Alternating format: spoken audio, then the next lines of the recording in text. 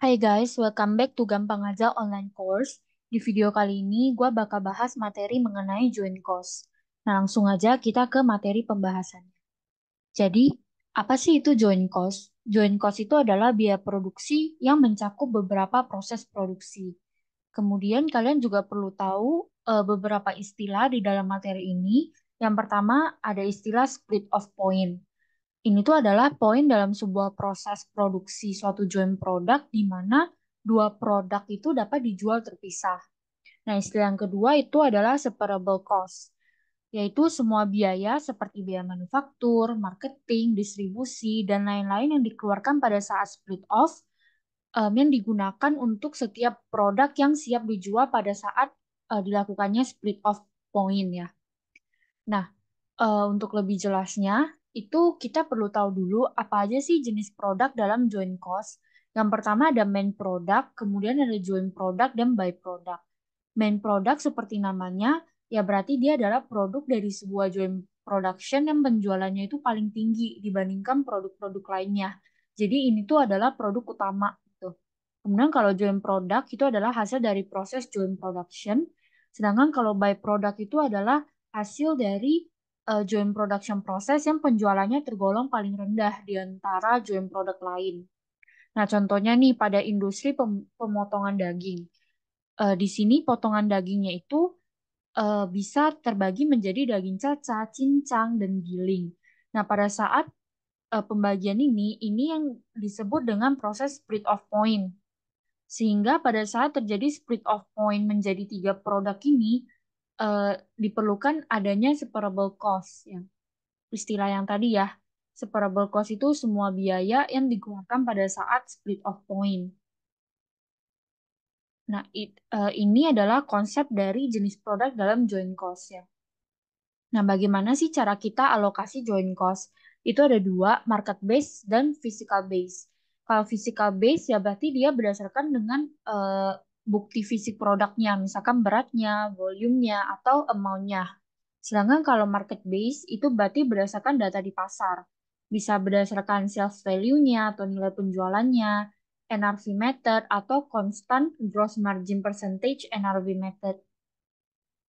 Nah, kita lihat di sini tuh ada contoh data joint cost ya. Contoh ini tuh mengalokasikan biaya sebuah perusahaan yang memproduksi krim dan liquid skim dengan pengalokasian biaya seperti berikut ya. Kita lihat kalau misalkan yang pertama tadi itu kan ada sales value ya, cara mengalokasikannya. Nah, kalau di sini tuh jumlah penjualan pada metode split off mengalokasikan joint cost kepada joint product dengan basis sales at the split off point. Nah, jadi dia menggunakan jumlah nilai sales dari seluruh produksi, bukan cuman jumlah produk yang terjual. Misalkan nih data yang tadi, kelanjutan yang contoh tadi, itu kita mau mengalokasikan cost dan income statement-nya dengan menggunakan sales value as split off method. Nah, berarti yang ini kan totalnya itu 500.000 ya. Berarti kalau misalkan kita mau alokasiin yang krim 200.000 per 500.000, kalian dapat 0,4. Sedangkan kalau liquid skim itu dapat 0,6. 300.000 bagi 500.000 kali 100% ya. Atau kalau tanpa percentage karena dia weighting, berarti cuma 0,6. Nah, lalu ada physical measure method. Kalau ini ya berarti metode alokasi joint cost ke setiap joint product dengan basis physical pengukuran fisiknya seperti berat, jumlah, volume produk pada saat dilakukannya split off point. Nah, ini contoh physical measure method. Ini masih kelanjutan yang contoh tadi.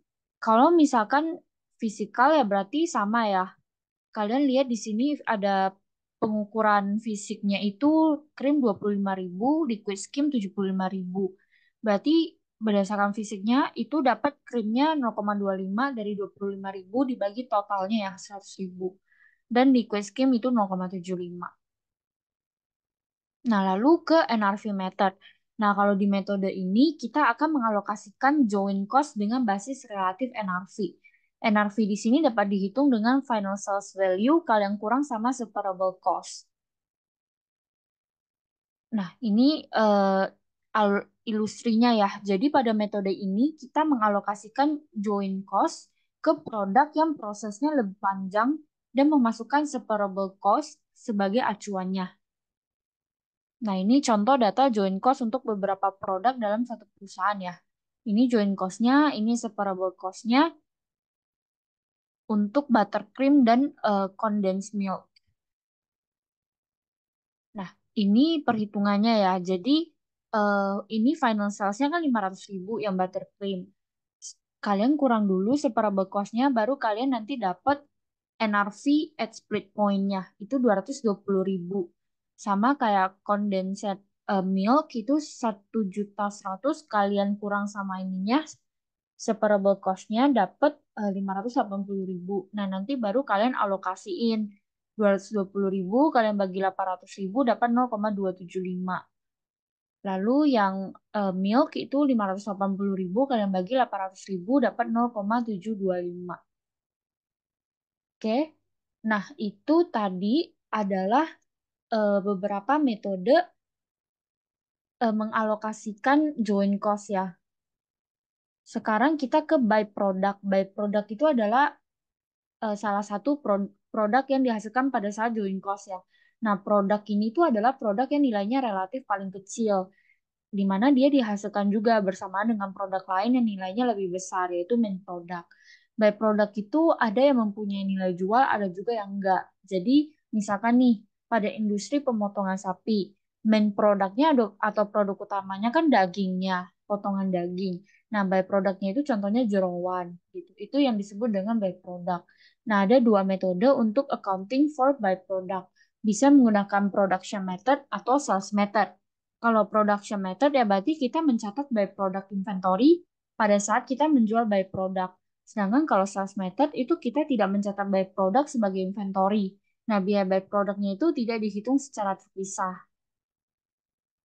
Ini untuk perbandingan income statement for accounting for by product. Kalau misalkan production method, itu biasanya menghasilkan gross margin yang terlihat lebih banyak. Nih ya, kalian bisa lihat gross marginnya itu di sini menghasilkan